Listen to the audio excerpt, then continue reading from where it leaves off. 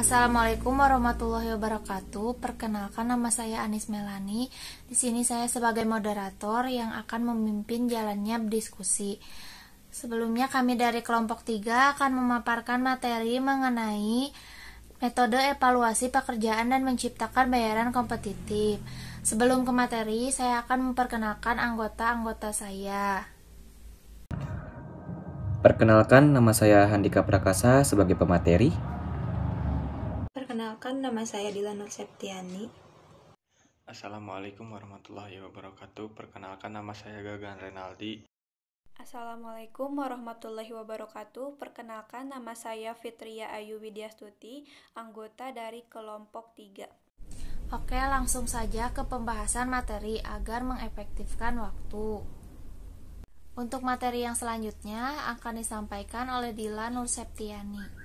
Definisi evaluasi pekerjaan. Evaluasi pekerjaan adalah metode untuk membandingkan pekerjaan yang berbeda untuk memberikan dasar untuk penilaian dan struktur gaji.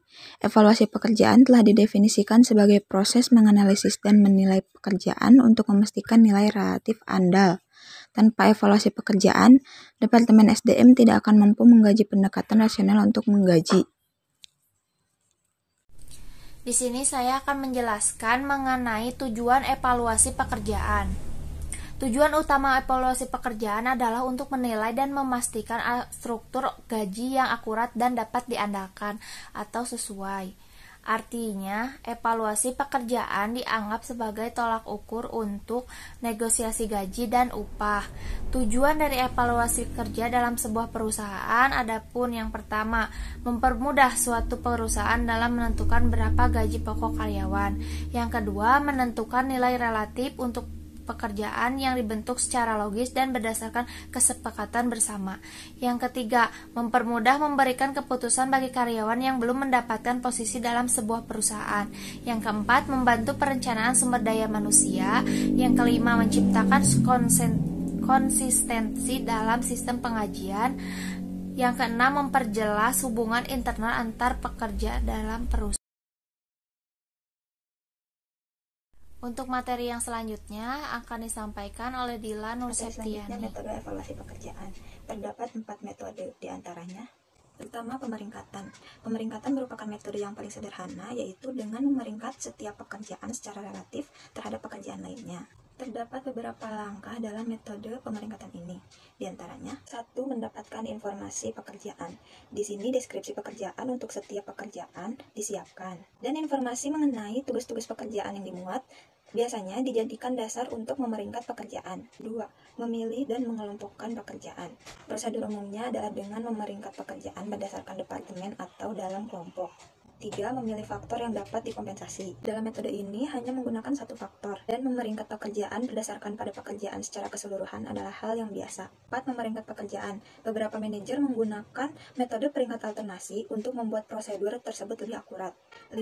Menggabungkan peringkat. Biasanya ada beberapa penilai memeringkat pekerjaan-pekerjaan tersebut secara independen.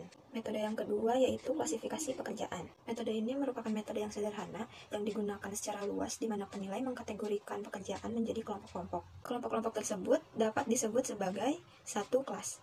Kelas berarti mengelompokkan pekerjaan berdasarkan pada serangkaian aturan untuk setiap kelompok. Yang kedua, grade. Grade ditulis berdasarkan pada faktor-faktor yang dapat dikompensasi yang disebutkan dalam sistem klasifikasi. Metode yang ketiga adalah metode poin. Tujuan dari metode ini adalah untuk menentukan seberapa banyak pekerjaan yang dievaluasi memuat faktor yang dapat dikompensasi terpilih. Dan dalam metode ini melibatkan pengidentifikasian beberapa faktor yang dapat dikompensasi untuk pekerjaan tersebut, serta sejauh mana setiap faktor ada dalam setiap pekerjaan. Metode yang terakhir adalah metode terkomputerisasi. Dengan bantuan komputer dapat merampingkan proses evaluasi pekerjaan. Terdapat 2 komponen utama, yaitu pertama, terdapat kuesioner terstruktur. Yang kedua, semua sistem serupa menggunakan model statis. Untuk materi yang selanjutnya akan disampaikan oleh Fitria. Assalamualaikum warahmatullahi wabarakatuh. Saya Fitria Ayu Widyastuti. Materi selanjutnya yang akan saya bahas mengenai faktor evaluasi pekerjaan, yang terdiri dari faktor pendorong dan faktor penghambat. Faktor pendorong evaluasi pekerjaan. Yang pertama, sebagai suatu metode atau dasar pengupahan. Yang kedua, mampu menjamin konsistensi internal maupun eksternal. Yang ketiga, membantu mengurangi keluh kesah karyawan yang berkaitan dengan pengupahan. Yang keempat, dapat dilaksanakan penyederhanaan mengenai sistem administrasi pengupahan. Yang kelima, bagi pemerintahan dengan evaluasi pekerjaan yang secara luas berarti akan mempercepat jalannya pembangunan. Selanjutnya, faktor penghambat evaluasi pekerjaan. Yang pertama, terbenturnya pada masalah biaya yang diperlukan untuk evaluasi pekerjaan. Yang kedua, tidak memiliki tenaga ahli untuk menangani pelaksanaan evaluasi pekerjaan. Yang ketiga, bagi perusahaan yang menggunakan bantuan tenaga konsultan harus memiliki kontrak dan kerjasama yang baik. Jika tidak, akan menimbulkan berbagai pertentangan. Yang keempat, faktor pendidikan yang rendah akan mengakibatkan sulit untuk mengerti atau menerima penjelasan mengenai evaluasi pekerjaan. Menciptakan bayaran kompetitif. Yang pertama itu adalah faktor-faktor dasar dalam menentukan tingkat bayaran.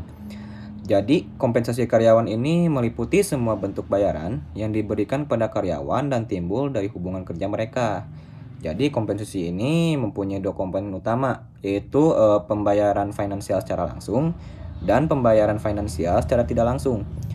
Untuk pembayaran finansial secara langsung ini berupa upah, gaji, insentif, komisi, dan bonus. Sementara untuk pembayaran finansial secara tidak langsung ya berupa asuransi dan liburan yang dibayar oleh pemberi kerja. Yang kedua itu adalah keadilan dan pengaruhnya pada tingkat bayaran. Di sini ada 2 poin, yaitu teori motivasi keadilan dan menangani masalah keadilan. Nah, teori motivasi keadilan ini ya berarti berhubungan dengan keadilan dan ketidakadilan seorang karyawan.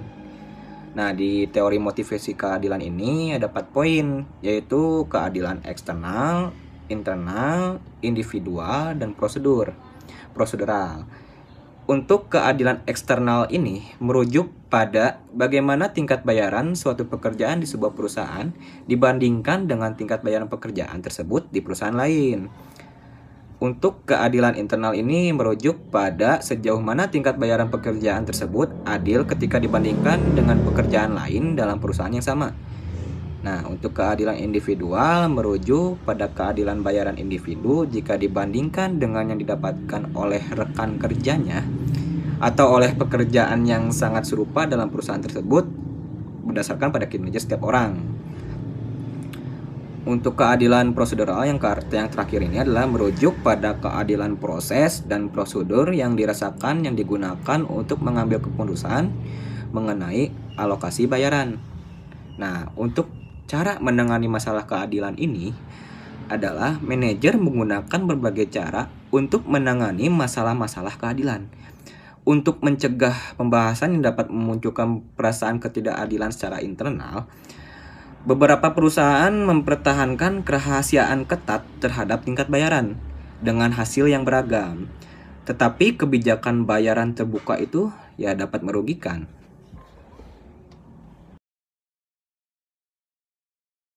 Untuk materi selanjutnya akan disampaikan oleh Saya Gagan akan Renaldi. menjelaskan tentang bagaimana menciptakan rencana bayaran kompetitif pasar.